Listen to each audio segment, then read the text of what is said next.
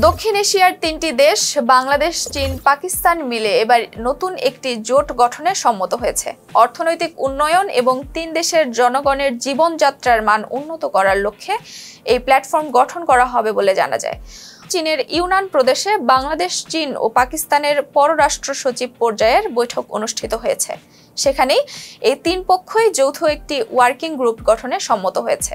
বৈঠকে উপস্থিত ছিলেন চীনের উপ পররাষ্ট্রমন্ত্রী সান ওয়েইডং, বাংলাদেশের ভারপ্রাপ্ত পররাষ্ট্র সচিব রুহুল আলম সিদ্দিক এবং পাকিস্তানের অতিরিক্ত পররাষ্ট্র সচিব ইমরান আহমেদ সিদ্দিকী।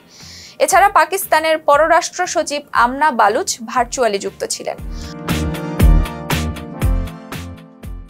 বৈঠকটিতে তিন পক্ষই জোর দিয়ে বলেছেন, চীন, বাংলাদেশ, পাকিস্তান সহযোগিতার ক্ষেত্রে বহুপাক্ষিকতা এবং উন্মুক্ত আঞ্চলিকতা মেনে চলে, কোনো তৃতীয় পক্ষের উদ্দেশ্য যার লক্ষ্য নয়।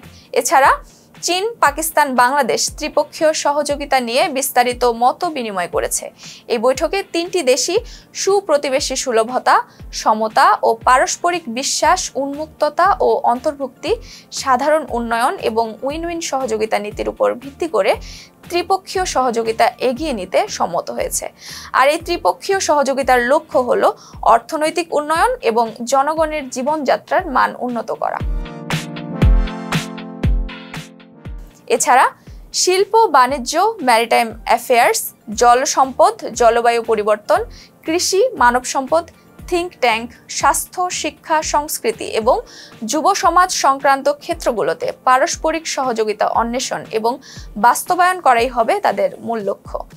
ত্রিপক্ষীয় ওই বৈঠকে সব পক্ষই সহযোগিতা, উন্মুক্ততা, অন্তর্ভুক্তি, ভালো প্রতিবেশিতা, পারস্পরিক শ্রদ্ধা এবং বিশ্বাসের নীতি দ্বারা পরিচালিত হওয়ার পাশাপাশি জয় জিতের সহযোগিতায় কাজ করবে বলে সম্মত হয়েছে।